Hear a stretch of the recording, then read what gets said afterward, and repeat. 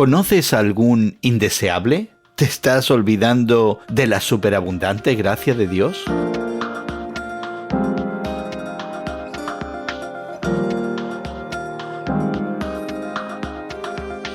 Gracias por acompañarnos entre amigos esta conversación semanal sobre la fe cristiana y el mundo contemporáneo con tu amigo Gerson García. Hoy conversamos con nuestro querido amigo Manny Mill, quien nos contará su increíble historia y nos dirá por qué le preocupa que los que se confiesan cristianos estén olvidándose de cómo la gracia de Dios fue abundante para ellos y de la misma manera puede ser abundante para los indeseables. Manny es de origen cubano y es fundador y presidente de Koinonia House, una organización dedicada al apoyo de personas que pasan por el sistema carcelario de los Estados Unidos.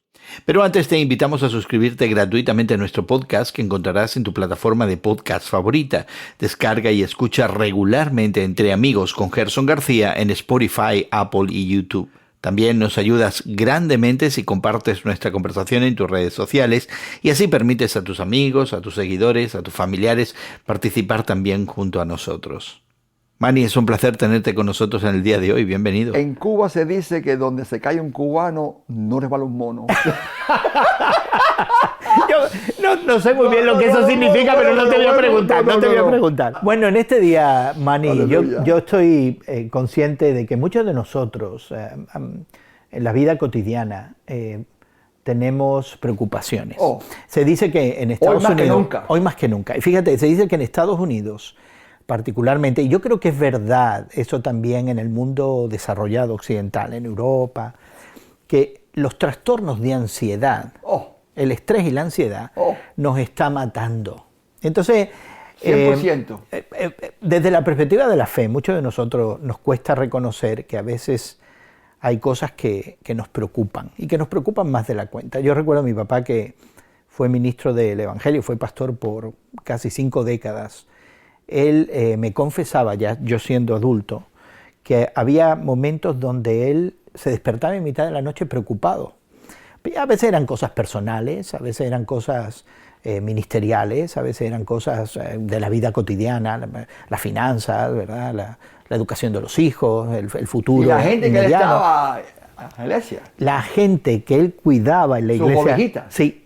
Le quitaban el sueño. Seguro. Y ahora, en esta etapa de mi vida, yo a veces me descubro que me despierto en la noche. Bueno, con los hijos y pensando, con la esposa y con el trabajo. Sí, pensando en cosas. Y por eso quiero preguntarte en el día de hoy, Manny, a ti particularmente, en este trabajo que tú tienes, de ser un puente entre los creyentes que salen de la prisión y la iglesia que está en la calle, que es tu dedicación principal, ministerial, también en tu quehacer como esposo, padre de 5 hijos, abuelo ya de unos cuantos nietos. Y también bisabuelo. Y bisabuelo, Ay, ya. No, tú ya me ganas. Ay, ahí, me ganaste. Déjame preguntarte, ¿qué es lo que te quita el sueño a ti, Manny? ¿Qué te quita el sueño? Eso es una pregunta profunda, Gerson. Y como yo fui salvo de verdad, no de mentirita. Yo tuve una experiencia redentiva que fue real en Venezuela, Caracas, donde el Señor Cristo Jesús me arrestó, huyéndole a la FBI.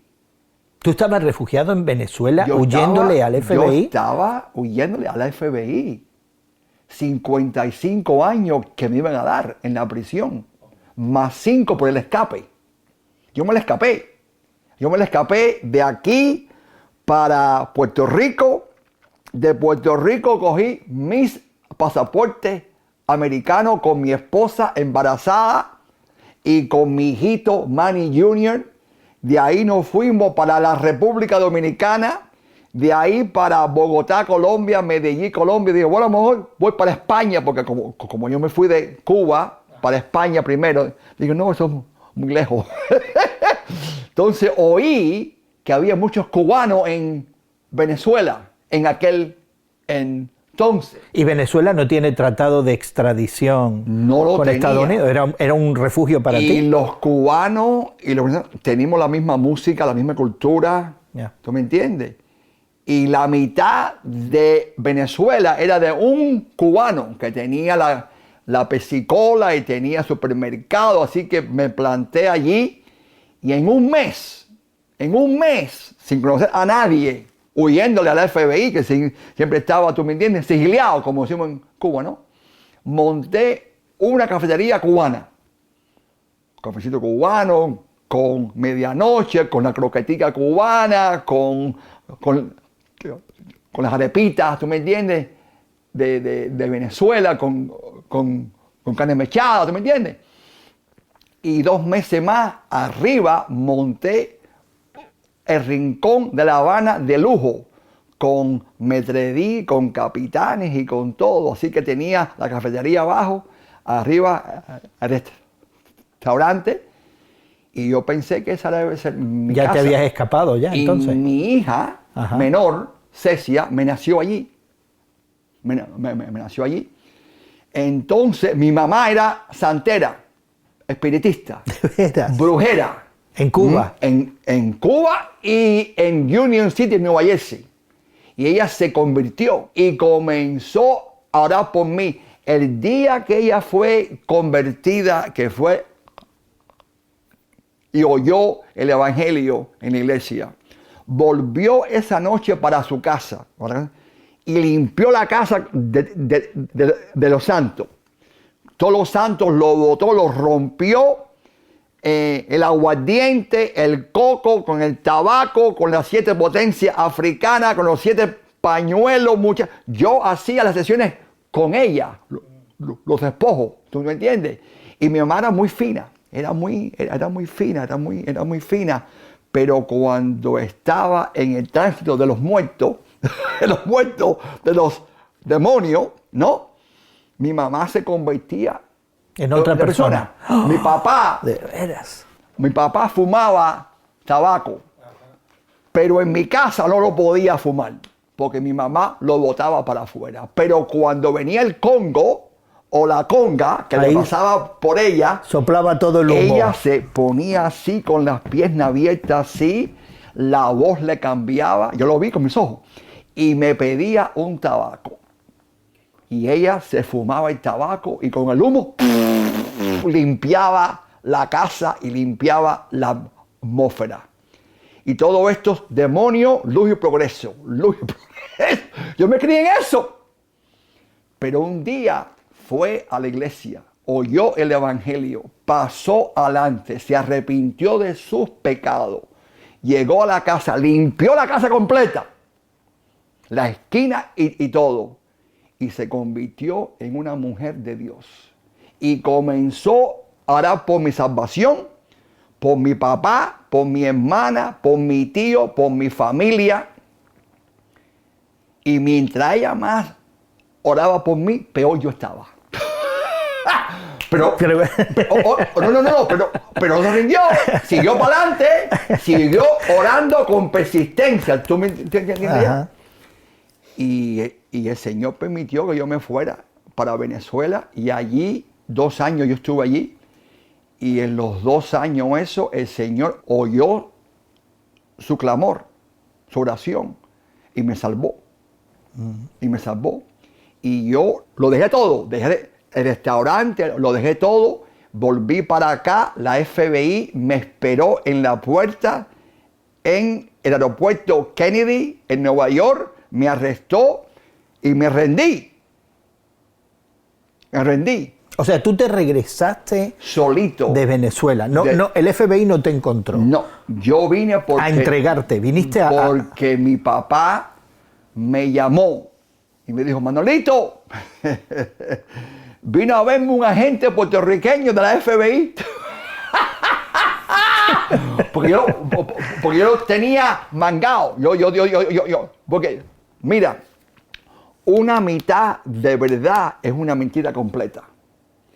Y cuando yo estaba en mi vida del mundo, con Celia Cruz, con el Gran Combo, trabajando en Union City, Nueva Jersey. En la cresta de la ola. Con billete, con 4 carros nuevos, con pelo, con la pachanga, como cubano. Mujeriego, ¿tú me entiendes? Con prenda, con manillas, con mi nombre, con oro, con brillante, con todo. ¿Tú me entiendes? Y entonces, cuando yo me convertí a Cristo, fue un cambio radical, un cambio completo, un corazón de Cristo, con una mente nueva, ¿tú me entiendes? Y yo volví para acá porque mi papá me confrontó. Y me dijo, Manolito, la FBI me vino a ver y yo sé lo que tú hiciste. Tú no estás allí, tú estás allí porque te están buscando. Y mi mamá estaba en la otra línea.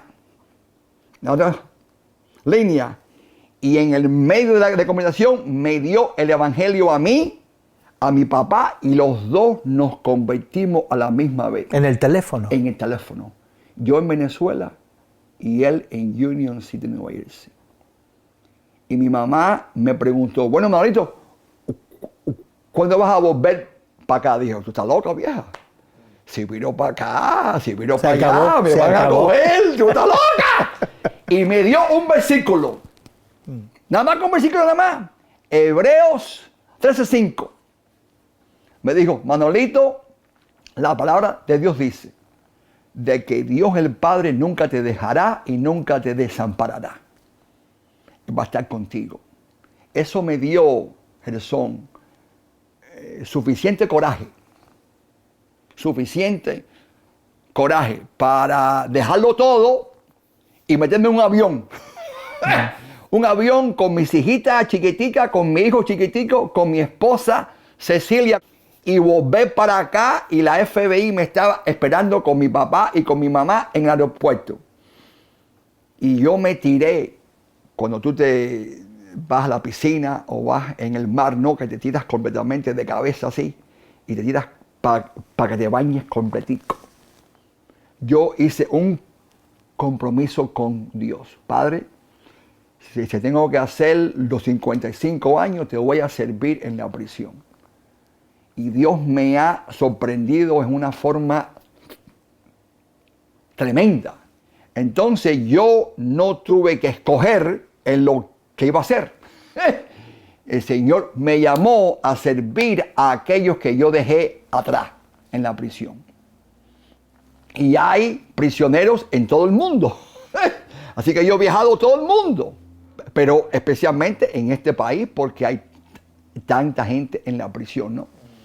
Y lo que me mantiene a mí despierto muchas noches, ¿no? Muchas noches es de que yo no use el tiempo que Dios me ha dado en una forma adecuada, en una forma bíblica, en una forma evangélica, que yo no gaste el tiempo que Dios me dio, porque me dio una misión.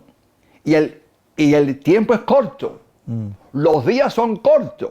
Los días son difíciles en este tiempo. Estamos viendo que la iglesia ha perdido su sabor, ha perdido su voz. No hemos desviado del camino y hemos permitido que la cultura nos penetre y nos llene. Entonces, yo no quiero que Dios me diga a mí, Manny Mill, ¿qué tú hiciste con el tiempo que te di? ¿Qué tú hiciste con la visión que te di? ¿Qué tú hiciste con la misión que te di? ¿Qué estás haciendo tú con tu tiempo? No es tu tiempo, es mi tiempo. Yo soy ahora tu papá. Tú eres el esclavo de Cristo Jesús. Tú tienes que hacer la misión que yo te mandé a ti hacer. No va a ser fácil, pero nada que cuesta, nada que es bueno es fácil. Yeah. ¿No? Entonces yo no quiero que en el día de juicio, y mucha gente no piensa en el futuro, no, nada más que pensamos en el presente. Y yo pienso que nos hemos convertido en lo que yo llamo la iglesia del yo. Y que vamos a la iglesia a ver lo que nos pueden dar. No. Que vamos a darle a ellos. Es como el doctor Martin Luther King en el sermón de Lucas 10 del buen samaritano, que él predicó ese sermón de ese capítulo 10 el día antes que fue asesinado en Memphis. Y en el medio de su sermón, él le preguntó a la gente en la iglesia, el día antes de ser asesinado, ¿qué estaba pensando el judío sacerdote con su asistente? Estaba pensando, bueno, si yo ayudo a mi vecino que está tirado en la calle sangreando, que fue robado, que está inconsciente, que no puede llamar, la pregunta que ellos hicieron fue, ¿qué me va a mí a pasar si yo ayudo a ese hombre? Pero el samaritano preguntó una pregunta opuesta. ¿Qué le va a pasar a mi vecino, al que está tirado en el piso si yo no lo ayudo? Y muchas veces estamos pensando, ¿cómo me va a mí a impactar si yo ayudo a alguien que está en necesidad? Especialmente en la prisión. Tú te despiertas entonces en la noche pensando el día que yo me presente delante de Dios. Habré aprovechado mi tiempo adecuadamente, como Dios quiere que lo haga. Y yo estaba pensando, Manny, si esa preocupación que te despierta a ti, y yo últimamente también me he encontrado pensando bastante en el tiempo, y creo que hay un momento, yo creo que yo le llamo el momento del Eclesiastés, ¿no? Del predicador, donde ya algunos de nosotros hemos pasado una trayectoria en la vida, nos encontramos en un momento donde lo que está en nuestro pasado es más posiblemente que lo que está en nuestro futuro, ¿verdad? ¿Cómo no? Y hay esa reflexión acerca de la brevedad del tiempo, que es un tema... Porque mañana no está garantizado. No está garantizado. Para nadie. ¿Tú crees que esa preocupación se da más ahora, quizás por el momento en tu vida en el que tú te encuentras, de que de alguna manera estamos entendiendo que esta progresión de la vida nos está llevando a este momento donde, pues sí, pronto pudiera ser que rendamos cuenta, ¿no? Sí, pero también es una lucha interna de la iglesia. ¿O tú crees que es algo de la iglesia? Comunitario. De la cual yo soy también parte. O sea, que esta debería ser una preocupación colectiva, no solamente tuya. Colectiva, porque todos vamos a ser juzgados por lo que hemos hecho, por lo que no hemos hecho y por lo que deberíamos de hacer hecho. Y queremos de que el nombre de Dios sea santificado. En Lucas 11, Cristo nos enseña que la oración principal es santificado sea tu nombre. Esa es una oración. Todo lo que se ore es para que no le demos ningún bochorno, ni ninguna pena, ninguna vergüenza, ¿verdad? No traigamos vergüenza, sino que le traemos gloria. Y la forma que le vamos a darle la más gloria es cuando amamos al prójimo como a sí mismo. Pero la pregunta es, ¿quién es el prójimo? ¿Quién es mi vecino? Y hay veces que escogemos, ¿no? Sí. A quién queremos un vecino que sea cómodo. Confortable, que no nos dé problemas. Como nosotros, ¿no? Sí, que sea como igual. Nosotros, ahí está. Sí, porque nosotros somos perfectos. No, ahí está. Pensamos, ¿verdad? Pero eso es lo que a mí me mantiene despierto. Pero ok, te mantiene despierto. Déjame preguntarte ahora. Sí. Porque yo sé que tú te vas a dormir, que tú no vives con ansiedad. Tu vida es claro que tienes paz. Tengo paz. Bueno, ¿qué es lo que te hace...? Pero también tengo urgencia, porque veo mucha gente que están perdidos, que están en la iglesia. Por ejemplo, el 50% de los hombres cristianos en la iglesia están involucrados en pornografía. No estamos predicando del púlpito temas bíblicos que van a darnos convicción. Así es. No predicamos más sobre el infierno. Ir a las prisiones, amar a tu prójimo, amar a tu familia. El 54% de los cristianos que están casados se divorcian. Igual que fuera de la iglesia. Más. Y los hijos y las hijas están que no sabemos si son cristianos o no. Y lo mandamos a las escuelas cristianas. Pagamos por ello, pero tú vas a una escuela cristiana y tú no sabes si son cristianos o no. Te quita el sueño entonces, tu responsabilidad personal de aprovechar bien el tiempo, de honrar a Dios y que Dios, el tiempo que te ha dado, sea usado para Dios, para sus propósitos. Lo ves también como una preocupación que debería ser colectiva, aunque parece que no lo es, pero debería ser colectiva, y hay un sentido de urgencia. ¿Qué es lo que te trae paz? ¿Qué es lo que te trae esperanza ante esa cosa terrible que te quita el sueño? Es que yo sé que Dios me llamó. Dios el Padre me salvó, me limpió, me cambió y me llamó. Y yo veo que Dios me sorprende. Como tú mismo. Tú me mandaste un texto hace unos días. Manny, vamos a hacer un podcast. Y digo, óyeme, yo siempre le pido, Señor, Padre, sorpréndeme. Un buen padre quiere sorprender siempre a sus hijos, ¿no? Sin que sea su cumpleaños. Con algo bueno, Navidades, con ¿no? algo bueno. Porque son tus hijos. Así es. No, vamos, no. Tú lo haces porque tú los amas, ¿no? El Padre nos ama. El Padre quiere sorprenderte, el Padre quiere protegerte y el Padre quiere proveerte. Así que yo tengo esa seguridad en Cristo Jesús y tengo esa seguridad que Dios me llamó y que Él me va a dar a mí lo que yo necesito. ¿Tú me entiendes? Pero también me frustra, estoy frustrado, ¿no?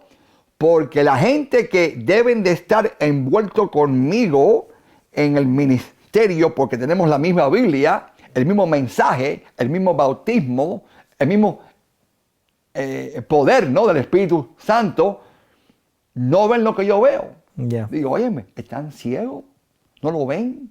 ¿Qué pasa aquí? Y hay veces que me siento solo. Que me siento solo en la pelea. Así es. Como Martín Lutero, que se sintió solo. La gente venía contra él, ¿no?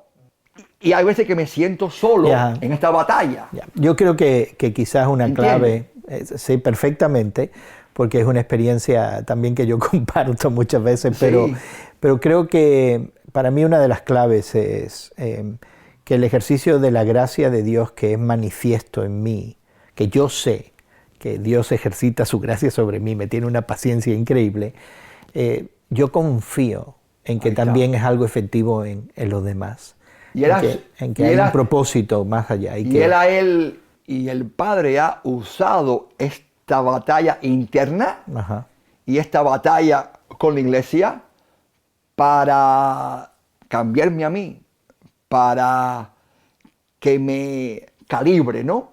Y también lo que me preocupa es de que tú y yo estamos viviendo cerca de Chicago. Una gran ciudad. Una gran ciudad donde no hay paz. No hay paz en ningún lado de Chicago. Y yo digo, bueno, nosotros estamos yendo a la cárcel de Cook County, del condado de Cook. Tenemos 150 pandillas. Tenemos 125,000 pandilleros que sabemos que son pandilleros activos en Chicago, matándose uno al otro. Tenemos cientos de iglesias en Chicago. ¿Por qué no hacen algo? ¿Qué está pasando? Hablamos de boca para afuera, ¿no? Te amamos, el evangelio, la iglesia, pero ¿qué significa eso? Estamos predicando el mismo evangelio, estamos amando, y cuando miramos a las mismas culturas, ¿no? A los hispanos, a los blancos, a los asiáticos, a los negros, ¿no? Debemos de todo, aunque son distintas culturas, y yo entiendo eso, ¿no? Pero es el mismo evangelio, ¿no? ¿Por qué está pasando? Y también me despierta que hemos perdido al padre en la familia, en el núcleo familiar, que es la fábrica qué es lo que fabrica a una comunidad, ¿no? Tú viajas a Chicago hoy y tú ves la gente en la esquina, tirado allí en la esquina, con suciedad, ¿por qué? ¿Dónde está la iglesia? Dime ya, eso me despierta a mí, ¿no? Ya. Y cuando tú le dices a ellos, bueno, ¿por qué no vas conmigo a la cárcel? Te tiran una curva, ¿no? ¡Te tiran la curva! Así que estamos ocupados en las cosas que no son necesarias. Queremos invitarte a que explores más de tus responsabilidades ante el prójimo, los marginados y aquellos que tú, y quizás yo también, consideramos indeseables. Extendamos esa misma gracia que tú y yo hemos recibido si es que conocemos al Señor Jesucristo. Suscríbete gratuitamente a nuestro podcast Entre Amigos con Gerson García, que encuentras en Apple, YouTube y Spotify.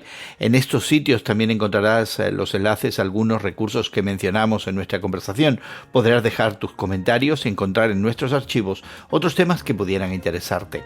Te animamos de todo corazón a que compartas en tus redes sociales esta conversación, que invites a otros a ser parte de la misma, y encontrarás esos enlaces a nuestras redes sociales al descargar nuestro programa gratuitamente en tu plataforma favorita. Agradecemos a nuestros equipos técnicos en México y Estados Unidos que hagan posible que esta conversación llegue hasta ti. También nuestra gratitud para Manny Mill, fundador y presidente de Koinonia House, por darnos de su tiempo. A ti, gracias. Y tu amigo Gerson García se despide de ti hasta otro momento en el que nos unamos a conversar entre amigos.